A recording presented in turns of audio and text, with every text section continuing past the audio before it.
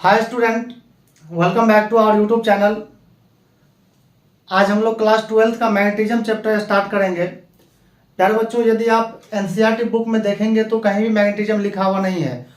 उसमें जो चैप्टर का नेम है उसमें लिखा हुआ है मूविंग चार्ज एंड मैग्नेटिज्म, उसके बाद है मैग्नेटिज्म एंड मैटर, फिर आपका इलेक्ट्रोमैग्नेटिज्म एंड उसी से रिलेटेड है आपका ऑल्टरनेटिव करंट। तो हम लोग मैग्नेटिज्म पढ़ेंगे, देखेंगे कि मैग्नेटिज्म का इन्वेंशन किस तरह से हुआ, मैग्नेटिज्म को जो घटना है, जो फेनोमेनन है वो कहाँ ऑब्जर्व हुआ, मैग्नेटिज्म को बेसिकली कितना टाइप में क्लासीफाई किया गया है। फिर उसके बाद हम लोग चैप्टर शुरुआत करेंगे और हम लोग इस तरह से कवर करेंगे सभी टॉपिक को कि एनसीईआरटी को भी लेके चलेंगे, जो एनसीईआरटी में लिखा है उसको कवर करेंगे ही करेंगे, और साथ ही साथ एनसीईआरटी के एडवांस फॉर्म यानी जो जेई हो या फिर नीट हो उसमें पूछा जाता है। तो आप लोग अच्छे से देखेंगे और सब चैप्टर सारा को क्या करेंगे, नोट्स बनाएंगे। तो आइए हम लोग शुरुआत करते हैं मैग्नेटिज्म।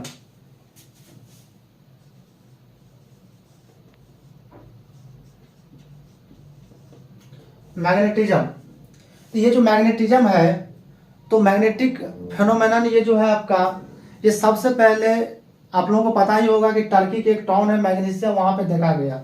वहां पर क्या देखे लोग कि एक आयरन ओर था। ये जो आपका आयरन ओर था, तो ये जो आयरन ओर था कुछ मटेरियल को क्या करता था, अपने तरफ अट्रैक्ट करता था।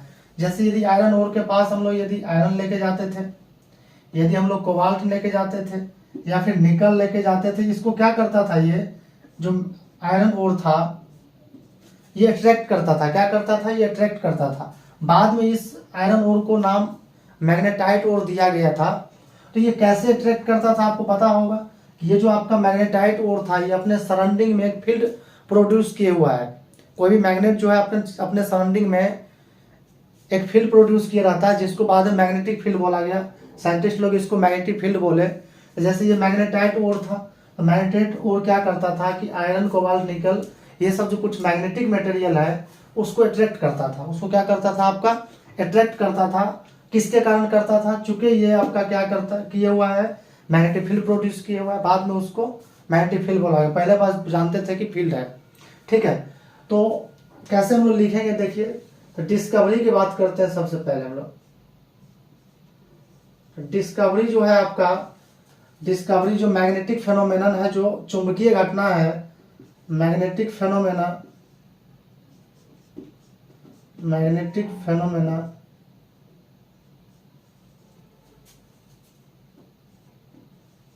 Phenomena was first observed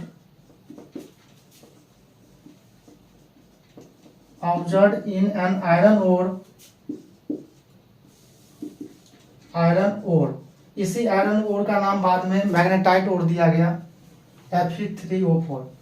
iron ore in a town Magnesia of Turkey, in a town Magnesia of Turkey. Turkey के एक टाउन है मैग्नीशिया, वहीं पे ये फेनोमेनन ऑब्जर्व किया गया। ये जो आयरन ओर है उसको बाद में नाम क्या दिया गया, मैग्नेटाइट ओर दिया गया। मैग्नेटाइट ओर, आयरन ओर का नेम जो है वो बाद में मैग्नेटाइट ओर दिया गया। और ये जो मैग्नेटाइट ओर है इसके पास क्या कैरेक्टरिस्टिक था, इसके पास एक अपना गुण था जो क्या करता था कि कुछ मटेरियल को अपने तरफ अट्रैक्ट करता था। जैसे देखे हम लोग ये जो आयरन कोबाल्ट निकल को अट्रैक्ट कर रहा था। तो कैरेक्टरिस्टिक, ये जो मैग्नेटाइट ओर था इसके पास कैरेक्टरिस्टिक था, गुण था, characteristic to attract some material. जैसे एग्जांपल की बात करते हो कौन कौन मटेरियल है, तो आयरन था, कोबाल्ट था, निकल था, ये सब मैग्नेटिक मटेरियल। बाद में इसको क्या बोला गया, ये जो आयरन कोबाल्ट निकल है इसको आपको मैग्नेटिक मटेरियल बोला गया। ये जो आपका मैग्नेटिक मटेरियल है, मैग्नेटिक मटेरियल। तो आप याद रखेंगे कि मैग्नेटिज्म का जो इन्वेंशन है, जो आविष्कार है, यानी ये जो घटना देखा गया वो किस तरह से हुआ है ये सब। ठीक है, अब देखिए कैसे अट्रैक्ट करता था। तो मैग्नेटाइट ओर जो है ये अपने चारों तरफ क्या किया गया, फील्ड प्रोड्यूस किया गया। तो जो magnetite ore, magnetite ore has field around it, इसके चारों तरफ क्या है आपका एक फील्ड है। This field was named as magnetic field, इसको नाम बाद में साइंटिस्ट लोग मैग्नेटिक फील्ड बोले। हालांकि मैग्नेटिक फील्ड के बारे में हमको डिटेल पढ़ना है, बहुत सारे पॉइंट पढ़ना है जो कि हम लोग आगे पढ़ेंगे। अभी बस इतना जानिए कि कोई मैग्नेटिज्म में है तो चारों तरफ क्या है उसका फील्ड है, तो उसी फील्ड का नाम क्या दिया गया है, मैग्नेटिक फील्ड दिया गया है। ठीक है, इसको आप लोग नोट कर लीजिए। और आगे हम लोग देखेंगे कि जो मैग्नेटिज्म है उसको कितने टाइप में क्लासीफाई किया गया है, तो इसको आप लोग राइट डाउन कर लीजिए। तो ये जो मैग्नेटिज्म है उस मैग्नेटिज्म को दो टाइप में क्लासीफाई किया गया है। Magnetism is classified into two types.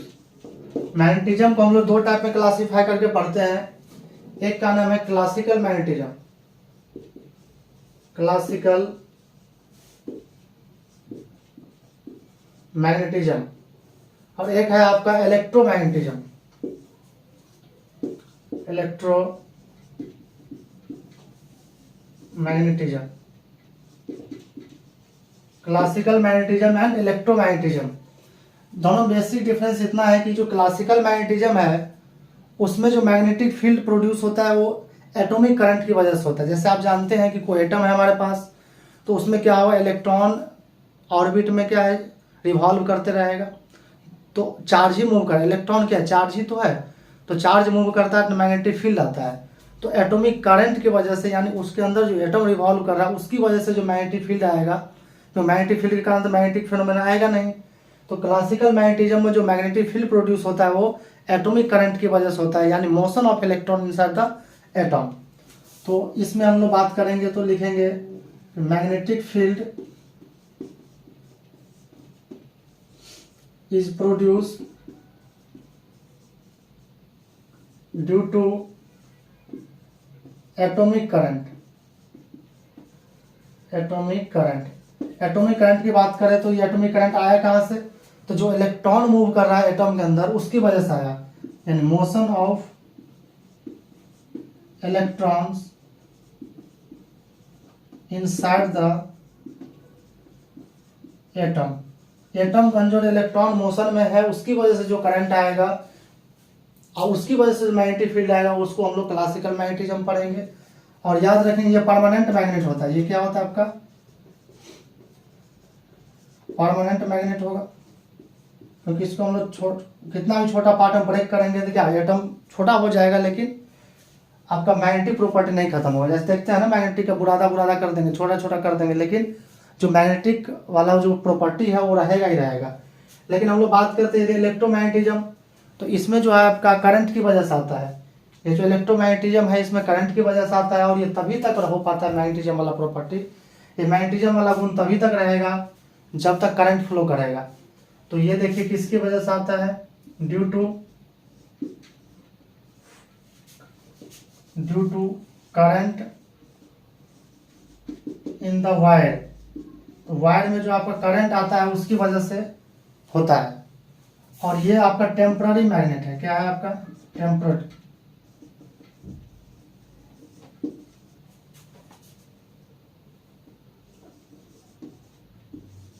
ये आपका टेम्पररी मैग्नेट है, यानी इसमें जो आपका यदि मान लेते कोई वायर है, ये कोई वायर है और इससे यदि करंट आई फ्लो कर रहा है तो इसके चारों तरफ जो आपका मैग्नेटिक फील्ड होगा ये तभी तक रह पाएगा जब तक ये करंट इस वायर में फ्लो कर रहा है। यदि करंट हम लोग सप्लाई देना बंद करेंगे, करंट इस वायर से फ्लो करना बंद हो जाएगा, तो इसके आसपास जो मैग्नेटिक फील्ड है वो मैग्नेटिक फील्ड भी क्या हो जाएगा, खत्म हो जाएगा, यानी ये टेम्पररी मैग्नेट हो जाए कहलाएगा।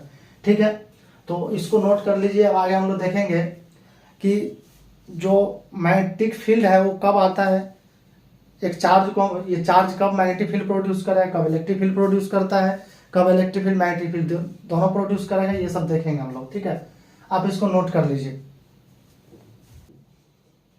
तो पिछले सेक्शन में हम लोग देखे कि किस तरह से मैग्नेटिज्म का डिस्कवरी हुआ है, जो मैग्नेटिज्म है उसको कितने टाइप में क्लासीफाई किया गया है, जो आपका कल टाइप था वो क्लासिकल मैग्नेटिज्म था और इलेक्ट्रोमैग्नेटिज्म था, ये हम लोग देखे हैं। इस सेक्शन में हम लोग बात करेंगे कि जो इलेक्ट्रोमैग्नेटिक फोर्स है उसके बारे में। तो उसके बारे में कुछ पॉइंट है वो याद रखेंगे, कुछ फैक्ट है। तो फैक्ट्स अबाउट, बहुत काम का ये चीज है, facts about electromagnetic force. Electromagnetic force, ये जो आपका इलेक्ट्रोमैग्नेटिक फोर्स है उसके बारे में क्या फैक्ट है। तो देखिए पहला पॉइंट याद रखेंगे कि कोई हमारे पास स्टैटिक चार्ज है, यानी चार्ज यदि रेस्ट में है, जैसे सपोज करिए एक चार्ज Q है और ये चार्ज पार्टिकल क्या है, रेस्ट में है। तो यदि ये रेस्ट में है तो ये केवल इलेक्ट्रिक फील्ड प्रोड्यूस करेगा, केवल क्या करेगा, ये इलेक्ट्रिक फील्ड प्रोड्यूस करेगा। तो देखिए यदि इस चार्ज को हम लोग इलेक्ट्रिक फील्ड में लाएगा रखेंगे तो ये चार्ज अपने ऊपर इलेक्ट्रिक फोर्स अनुभव करेगा, एक्सपीरियंस करेगा। क्यों? क्योंकि ये चार्ज स्टैटिक जो है आपका इलेक्ट्रिक फील्ड प्रोड्यूस करता है। तो इलेक्ट्रिक फील्ड प्रोड्यूस करेगा तो केवल इलेक्ट्रिक फोर्स ही एक्सपीरियंस करेगा। भले इसको मैग्नेटिक फील्ड में रख देते हैं, देखिए अब इसको इलेक्ट्रिक फील्ड में रखते हैं, मैग्नेटिक फील्ड में रखते हैं, तो मैग्नेटिक फील्ड है प्रेजेंट, लेकिन ये चार्ज अपने ऊपर मैग्नेटिक फोर्स एक्सपीरियंस नहीं कर सकता है। क्यों? क्योंकि ये प्रोड्यूस तो केवल इलेक्ट्रिक फील्ड कर रहा है, मैग्नेटिक फील्ड तो प्रोड्यूस कर नहीं रहा है। तो यहाँ से ये बात याद रखेंगे, कोई चार्ज इलेक्ट्रिक फील्ड प्रोड्यूस कर रहा है तो केवल इलेक्ट्रिक फोर्स एक्सपीरियंस करेगा, यदि मैग्नेटिक फील्ड प्रोड्यूस कर रहा है तो केवल मैग्नेटिक फोर्स एक्सपीरियंस करेगा।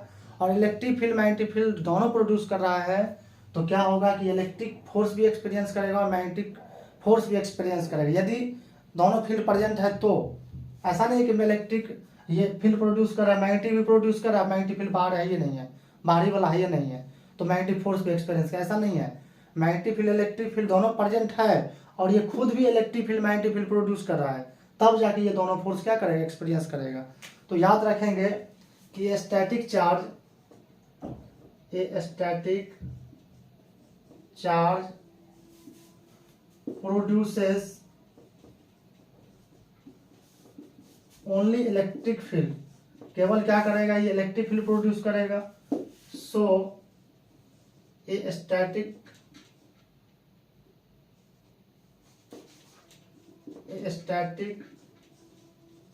Charge can experience only electric force, केवल क्या कर सकता है, वो इलेक्ट्रिक फोर्स एक्सपीरियंस कर सकता है। जैसे ये चार्ज है, देखिए तो ये इलेक्ट्रिक फील्ड प्रोड्यूस कर रहा है, इधर भी कर रहा है, इधर भी कर रहा है, इधर भी कर रहा है। तो इस चार्ज पे जो है आपका केवल क्या लग सकता है, इलेक्ट्रिक फोर्स ही लग सकता है, ठीक है।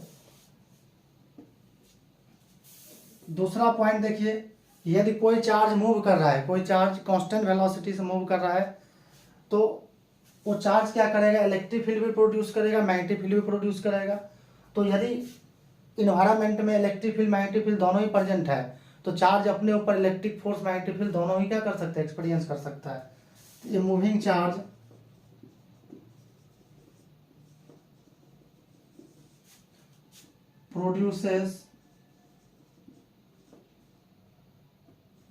produces both electric field and magnetic field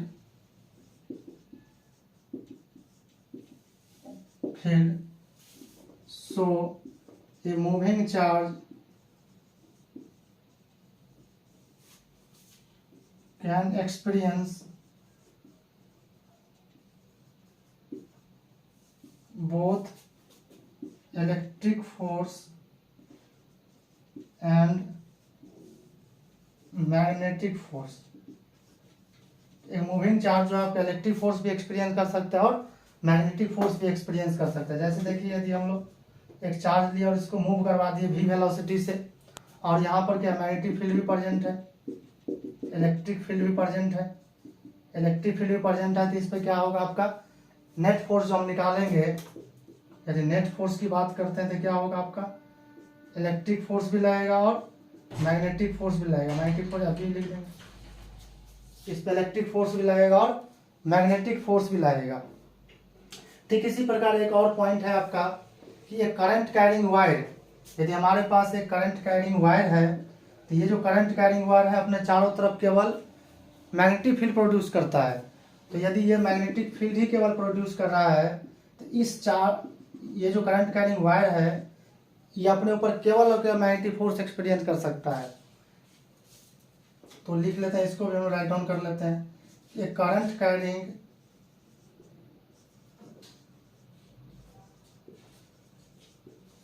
wire produces only magnetic field, so it can experience only magnetic force,